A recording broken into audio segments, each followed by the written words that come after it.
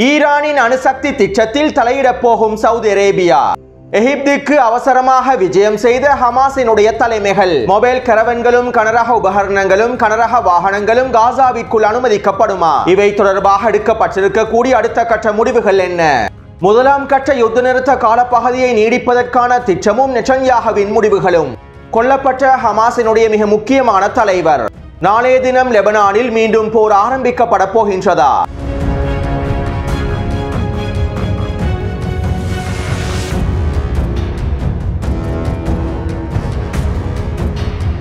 லெபனானின் விமான நிலையத்தினை முற்றுகையிட்டு மேற்கொள்ளப்படும் ஆர்ப்பாட்டங்கள் 3 நாட்களாக தொடர்ந்தன. இந்த ஆர்ப்பாட்டங்களை கலவரங்களாக மாற்றுவதற்காகவும் இந்த ஆர்ப்பாட்டங்களை நசுக்குவதற்காகவும் அமெரிக்காவின் அழுத்தத்திற்கு கீழால் பல்வேறுபட்ட முயற்சிகள் எடுக்கப்பட்டிருந்தன. இருப்பினும் லெபனான் மக்கள் தொடர்ச்சியாக விமான நிலையத்தினை முழுமையாக முற்றுகையிட்டு அமைதியான முறையில் ஆர்ப்பாட்டங்களை தொடர்ந்தார்கள். இறுதியில் எதுவும் செய்ய முடியாத லெபனானின் அரசை ராணுவம் அமெரிக்காவினுடைய அழுத்தத்திற்கு கீழால் இந்த ஆர்ப்பாட்டங்களை கலைப்பதற்கான கண்ணீர் புகை தாக்குதல்களையும் மேற்கொண்டிருந்தார்கள். இப்படியான நிலைமையில் ஹிஸ்புல்லாவின் அரசியல் சபையின் துணைத் தலைவர் இந்த ஆர்ப்பாட்டங்களிலே கலந்து கொண்டு இவ்வாறு தெரிவித்திருந்தார். எங்களுடைய தாயகம் அமெரிக்கா மற்றும் இஸ்ரேல் ஆக்கிரமிப்பின் கைகளில் வீழ்வதனை நாங்கள் ஒருபொழுதும் ஏற்றுக்கொள்ளப் போவதில்லை. ஈரானிய விமானங்களுக்கான தடையை பிறப்பித்திருக்கக்கூடிய லெபனான் அரசினுடைய இந்த முடிவானது ஒரு மிகப்பெரிய அவமானத்தை பெற்று தரக்கூடிய முடிவாகும். இந்த முடிவானது லெபனானினுடைய இறையாண்மைக்கே மிகப்பெரிய அவமானமாகும். லெபனானிய மக்கள் மற்றும் போராளிகள் லெபனானினுடைய எதிர்ப்போடு நிற்கின்றார்கள். லெபனானிலே அமெரிக்காவினதும் இஸ்ரேல் ஆக்கிரமிப்பினதும் தலையீட்டினை எதிர்த்து நாங்கள் தொடர்ச்சியாக போராடுவோம். எங்களுடைய எதிர்ப்பானது இத்தோடு நின்றுவிடப் போவதில்லை.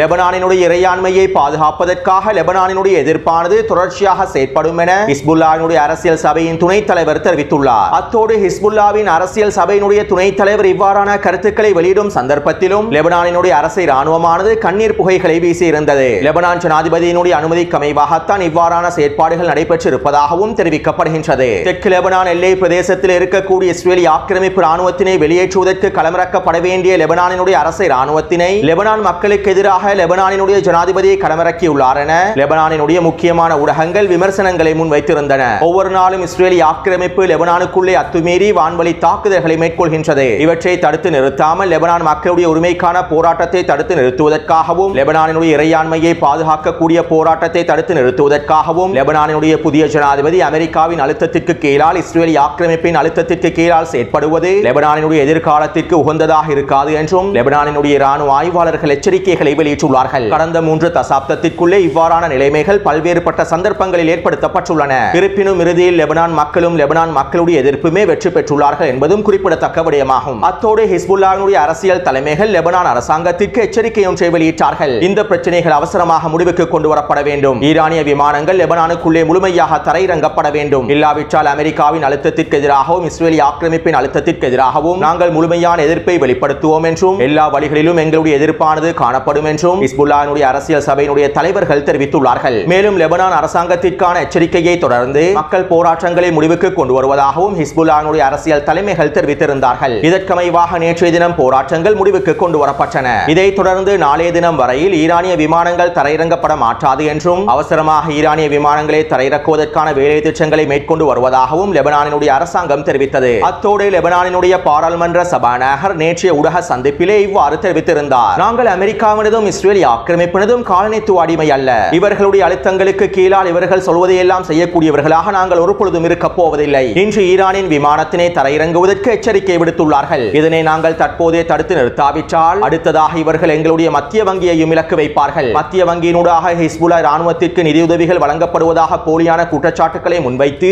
எங்களுடைய மத்திய வங்கியையும் குறிவைத்து தாக்குதல்களை மேற்கொள்வதற்கு தயாராகுவார்கள். எனவே நாங்கள் இந்த விடயத்தினை ஆரம்பத்திலேயே வெட்டி எறிந்துவிட வேண்டும். லெபனானினுடைய அரசாங்கம் இதற்காக அடுத்த கட்ட வேலை திட்டங்களையும் மும்முரமாக மேற்கொள்ள வேண்டும் என்றும் லெபனானினுடைய பாராளுமன்ற சபாநாயகர் நஹபி பெர்ரி அவர்கள் தெரிவித்துள்ளார். அடுத்து இஸ்ரேல் ஆக்கிரமிப்பு ராணுவம் லெபனான் முழுவதும் தொடர்ச்சியான வான்வழி தாக்குதல்களை மேற்கொண்டு வருகின்றது. லிச்சானி நதிக்கு அருகாமையில் இருக்கக்கூடிய கிராமங்களை இலக்கு வைத்தும் இஸ்ரேல் ஆக்கிரமிப்பு வான்வழி தாக்குதல்களை மேற்கொள்கின்றது. தெற்கு லெபனான் எல்லை கிராமமான யாரம் கிராமத்தில் இருக்கக்கூடிய 10க்கும் அதிகமான வீடுகளை இலக்கு வைத்து வான்வழி தாக்குதல்களை மேற்கொண்டுள்ளது. இந்த தாக்குதலிலே குறித்த வீடு வீடுகள் முழுமையாக தரைமட்டமாக்கப்பட்டுள்ளன. யாரோன் கிராமத்தின் நகர கட்டமைப்புகளை முழுமையாக சிதைக்கும் நோக்கத்தோடுதான் இந்த வான்வழி தாக்குதல்களையும் இஸ்ரேலிய ஆக்கிரமிப்பு மேற்கொண்டுள்ளது. அதேபோன்று இன்று காலை தெற்கு லெபனானின் ஹவுலா கிராமத்தை இலக்கு வைத்தும் இஸ்ரேலிய ஆக்கிரமிப்பு 3 வான்வழி தாக்குதல்களை மேற்கொண்டுள்ளது. இந்த வான்வழி தாக்குதல்களில் 6 லெபனானிய மக்கள் இனப்படுகொலை செய்யப்பட்டுள்ளார்கள். மேலும் தெற்கு லெபனான் எல்லை பிரதேசங்களிலே இஸ்ரேலிய ஆக்கிரமிப்பு கடந்த 48 மணித்தியாலங்களுக்குள் 3 பிரதேசங்களை இலக்கு வைத்து ட்ரோன் மூலமான வான்வழி தாக்குதல்களை மேற்கொண்டுள்ளது. அது மட்டுமல்லாமல் இன்று காலை இஸ்ரேலிய ஆக்கிரமிப்பு ராணுவம் சிடோன் பிரதேசத்திலே ஒரு வாகனம் ஒன்றை இலக்கு வைத்து வான்வழி தாக்குதல் ஒன்றை மேற்கொண்டிருந்தது. இந்த வான்வழி தாக்குதலானது நெட்டன்யாகுவின் உத்தரவுக்கு அமைவாகவே மேற்கொள்ளப்பட்டிருப்பதாகவும் தெரிவிக்கப்படுகின்றது.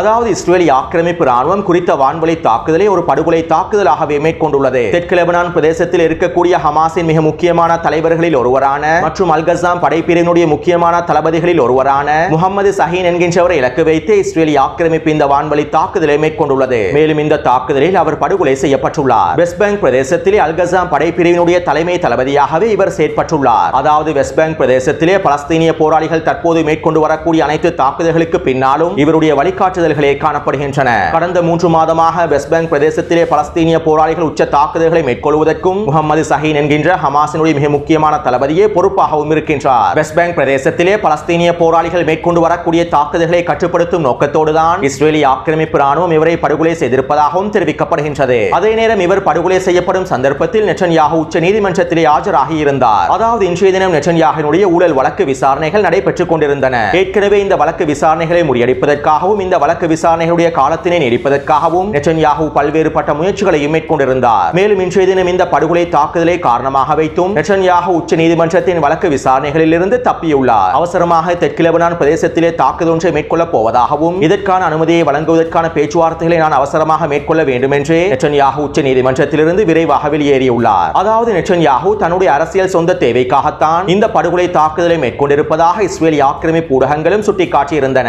அத்தோடு இஸ்ரேலிய ஆக்கிரமிப்பு ராணுவம் கடந்த 4 நாட்களாக அவர்களுடைய தாக்குதல்களுடைய எண்ணிக்கைகளை அதிகரித்து விட்டார்கள். லெபனானிலும் காசாவிலும் வெஸ்ட் பேங்க் பிரதேசத்திலும் என ஒட்டுமொத்தமாக அவருடைய தாக்குதல்களையும் அதிகரித்து விட்டார்கள். மேலும் படுகொலை தாக்குதல்களையும் தற்போது மீண்டும் ஆரம்பித்து விட்டார்கள். இது இஸ்ரேலிய ஆக்கிரமிப்பு ராணுவத்தின் அடுத்த கட்ட விரிவாக்கத்தையே எடுத்து காட்டுவதாகவும் பலஸ்தீனிய ஆய்வாளர்கள் சுட்டிக்காட்டியுள்ளார்கள். அடுத்து நாளைய தினத்திற்கு முன்பு இஸ்ரேலிய ஆக்கிரமிப்பு ராணுவம் தெற்கு லெபனான் எல்லை பிரதேசங்களில் இருந்து முழுமையாக வெளியேறிவிட வேண்டும். இஸ்ரேலிய ஆக்கிரமிப்பு தற்போது நிலை கொண்டிருக்கக்கூடிய 5 முக்கியமான புள்ளிகளில் இருந்தும் முழுமையாக பின்வாங்கிவிட வேண்டும். ஆனால் நாங்கள் தெற்கு லெபனான் எல்லை பிரதேசங்களில் இருந்து வெளியேறினாலும் 5 முக்கியமான புள்ளிகளில் இருந்து வெளியேறப் போவதில்லை என இன்றைய தினம் இஸ்ரேலிய ஆக்கிரமிப்பு ராணுவம் அறிவித்துள்ளது. இதனால் தற்போது லெபனான் களத்திலே ஒரு பதற்றமான நிலைமை ஏற்பட்டுள்ளது. லெபனானினுடைய 5 முக்கியமான புள்ளிகளில் இருந்து வெளியேறாவிட்டால் ஹிஸ்புல்லாஹ் ராணுவத்தினர் இஸ்ரேலிய ஆக்கிரமிப்பு ராணுவத்தினை வெளியேற்றுவதற்கான தாக்குதல்களை ஆரம்பிக்க கூடும் என்றும் எதிர்பார்க்கப்படுகின்றது. மேலும் குறித்த நிலைமை தொடர்பாக லெபனானினுடைய ஊடகவியலாளர் கலீல் நஸ்ருல்லா அவர்கள் இவ்வாறு தெரிவித்துள்ளார். இஸ்ரேலிய ஆக்கிரமிப்பு தெளிவான மற்றும் விரிவான தாக்குதல்கள் மூலமாக லெபனானினுடைய களத்திலே போரை தொடர்கின்றது. இஸ்ரேலிய ஆக்கிரமிப்பு மேற்கொண்டு வரக்கூடிய தாக்குதல்கள் யுத்த நிறுத்த ஒப்பந்தத்தை மீறி மேற்கொள்ளக்கூடிய தாக்குதல்கள் அல்ல.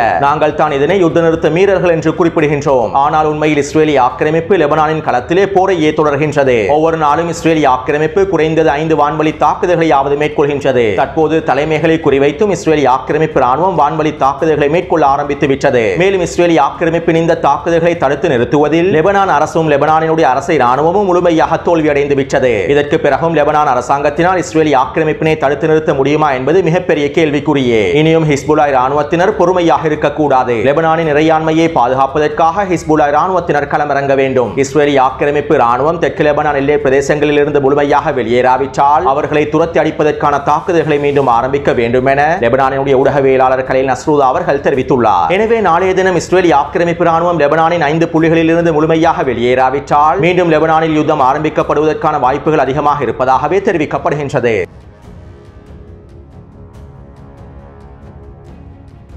அமெரிக்காவின் வெளியுறவுத்துறை அமைச்சர் நேற்றைய தினம் நெட்டன்யாகுவையும் இஸ்ரேலிய ஆக்கிரமிப்பின் பாதுகாப்பு அமைச்சரையும் இஸ்ரேலிய ஆக்கிரமிப்பின் இராணுவ தலைமை அதிகாரியையும் சந்தித்து விசேடமான கலந்துரையாடல்களை மேற்கொண்டிருந்தார். இந்த கலந்துரையாடலுக்கு பிறகு நேற்றிரவு விசேட ஊடக சந்திப்பு ஒன்றும் நடைபெற்றிருந்தது. இந்த ஊடக சந்திப்பிலே அமெரிக்காவுடைய வெளியுறவுத்துறை அமைச்சர் மார்க்கோ ரூபியோ இவ்வாறு தெரிவித்திருந்தார். மத்திய கிழக்கிலே அதிகளவான இஸ்ரேலியர்கள் இருக்க வேண்டும். மத்திய கிழக்கு பிராந்தியம் முழுவதும் இஸ்ரேலியர்கள் இருக்க வேண்டும். இவ்வாறு மத்திய கிழக்கு பிராந்தியத்தில் இஸ்ரேலியர்கள் அதிகமாக இருப்பதன் மூலமாகவே உலகம் ஒரு பாதுகாப்பான இடமாகவும் இருக்கும். காசாவிலே என்ன செய்ய வேண்டும் என்பதனை நெதன்யாகுவே தீர்மானிப்பார். அவருடைய தீர்மானத்திற்கு அமெரிக்கா முழுமையான ஆதரவை வழங்கும். மேலும் அது எந்த முடிவாக இருந்தாலும் சரியே. அத்தோடு காசாவில் இருக்கக்கூடிய எங்களுடைய பணைய கைதிகள் அனைவரும் முழுமையாக விடுதலை செய்யப்பட வேண்டும். இது எங்களுடைய விருப்பம் அல்ல, இது எங்களுடைய கட்டளையாகும். 16 மாத யுத்த காலத்திலே ஈரானுக்கும் ஈரானினுடைய அச்சுக்களுக்கும் இஸ்ரேல் மிகப்பெரிய பலத்த அடியை வழங்கியுள்ளது. மத்திய கிழக்கு பிராந்தியத்தில் அமைதியின்மை ஏற்படுவதற்கு மூல காரணமே ஈரான் தான். இதனால் ஈரான் ஒரு பொழுதும் அணு ஆயுத நாடாக இருக்கவே கூடாது. அதே போன்று லெபனானிலே ஹிஸ்புல்லாவை முழுமையாக எதிர்கொண்டு ஹிஸ்புல்லாவை நிராயுத பாணியாக்கக்கூடிய ஒரு அரசாங்கத்தையே நாங்கள் விரும்புகின்றோம். அவ்வாறானது ஒரு அரசாங்கத்தினை நாங்கள் முழுமையாக உருவாக்கி லெபனானிலே ஹிஸ்புல்லாவை தனிமைப்படுத்தி நிராயுத பாணியாக்குவோம். அதே போன்று இதற்கு பிறகு காசாவிலே ஹமாஸினால் இருக்கவே முடியாது. காசாவினுடைய எதிர்காலத்தின் ஒரு அங்கலத்தில் கூட ஹமாஸ் தொடர்பு படாது என்றும் அமெரிக்க வெளியுறவுத்துறை அமைச்சர் மார்க்கோ ரூபியோ தெரிவித்துள்ளார். இதைத் தொடர்ந்து நெதன்யாகுவும் சில கருத்துக்களை வெளியிட்டிருந்தார். ஜனாதிபதி டொனால்ட் ட்ரம்பின் வலுவான தலைமைக்கு கீழால் நாங்கள் அனைத்தையும் வெற்றிகரமாக செய்து முடிப்போம். எங்களால் செய்ய முடியாதது என்று ஒன்றுமே இல்லை. அமெரிக்காவினதும் இஸ்ரேலினதும் வரலாற்றில் ஜனாதிபதி டொனால்ட் ட்ரம்ப் மிகப்பெரிய நண்பராக இருக்கின்றார். எங்களுடைய பணைய கைதிகளை முழுமையாக விடுதலை செய்யாவிட்டால் என்ன செய்ய வேண்டும் என்பது பற்றி ஜனாதிபதி டொனால்ட் ட்ரம்போடு நாங்கள் மூலோபாய திட்டம் ஒன்றினை உருவாக்கி வைத்துள்ளோம். காசாவிலே நரகத்தின் வாயில்களை எவ்வாறு திறப்பது என்பது பற்றியும் இந்த மூலோபாய திட்டத்திற்கு அமைவாக நாங்கள் முடிவு செய்துள்ளோம். தற்போது ஈரானின் அச்சுறுத்தலுக்கு எதிராக அமெரிக்காவும் இஸ்ரேலும் ஒன்றாக நிற்கின்றன.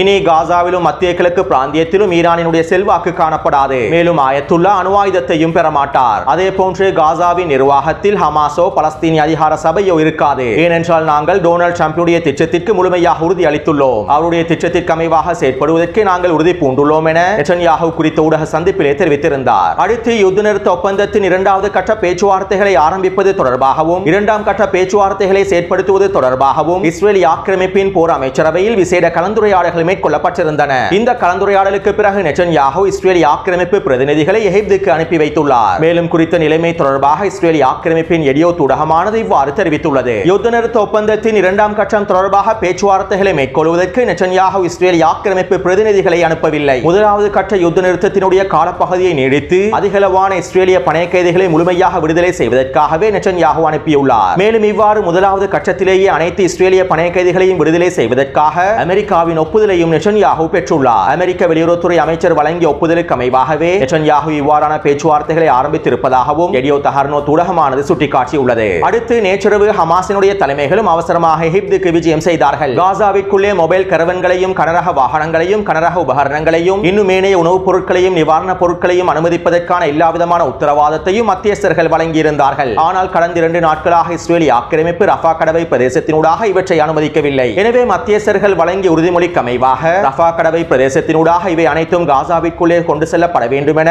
அழுத்தங்களை வழங்குவதற்காகவே ஹமாஸினுடைய தலைமைகள் அவசரமாக எகிப்துக்கு விஜயம் செய்துள்ளார்கள். இதைத் தொடர்ந்து நாளைய தினம் ரஃபா கடவை பிரதேசத்தினூடாக மொபைல் கரவன்களும் 500க்கும் அதிகமான புல்டோசர் வண்டிகளும் கனரக உபகரணங்களும் அனுமதிக்கப்படும் என்றும் எகிப்திய மத்தியஸ்தர்கள் உறுதி அளித்துள்ளார்கள். ஆனால் இவற்றினை நாங்கள் ஒருபொழுதும் காசாவிற்குள்ளே அனுமதிக்கப் போவதில்லை என நெதன்யாகுவினுடைய அரசு அலுவலகம் தொடர்ச்சியான அறிக்கைகளையும் வெளியிட்டு வருகின்றது.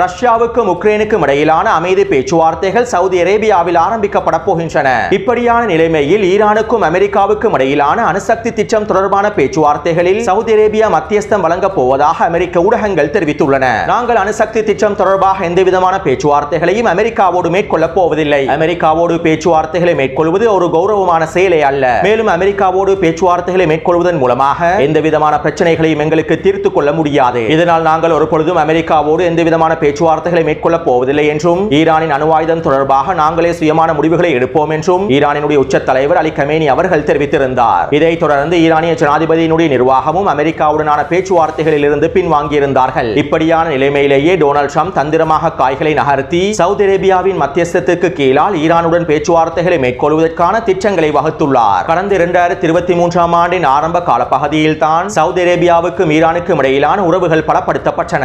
சீனாவினுடைய தலைமைக்கு கீழால் தான் சவுதி அரேபியாவுக்கும் ஈரானுக்கும் இடையிலான உறவுகள் பலப்படுத்தப்பட்டன. எனவே தற்போது டொனால்ட் ட்ரம்ப் சவுதி அரேபியாவினை பயன்படுத்தி ஈரானினுடைய அணுசக்தி திட்டங்களை தடுத்து நிறுத்துவதற்கான வேலை திட்டங்களை ஆரம்பிக்கப் போகின்றார். ஈரானின் அணுசக்தி திட்டம் தொடர்பாக சவுதி அரேபியாவை மத்தியஸ்தராக நியமிப்பதன் மூலமாக மத்திய கிழக்கு பிராந்தியத்தினுடைய ஒற்றுமையையும் பாதிக்கக்கூடிய வேலை திட்டங்களையும் இலகுவாக மேற்கொண்டு விட முடியும். எனவே இதற்கு பின்னால் இருக்கக்கூடிய பல்வேறுபட்ட சூழ்ச்சி திட்டங்களை நோக்கமாக கொண்டே டொனால்ட் ட்ரம்ப் இவ்வாறு காய்களை நகர்த்தியுள்ளார். அதே நேரம் சவுதி அரேபியாவின் மத்தியஸ்தத்துக்கு கீழால் இந்த பேச்சுவார்த்தைகள் மேற்கொள்ளப்பட்டு மேற்கொள்ளப்பட்டாலும் அமெரிக்காவுடனான பேச்சுவார்த்தைகளை மேற்கொள்ளப் போவதில்லை என்பதில் ஈரானிய தலைமைகள் உறுதியாகவே இருக்கின்றார்கள். எனவே இந்த காணொலி தொடர்பான கருத்துக்களை பதிவிடுங்கள். தொடர்ந்து என்னுடன் இணைந்திருங்கள். நன்றி, வணக்கம்.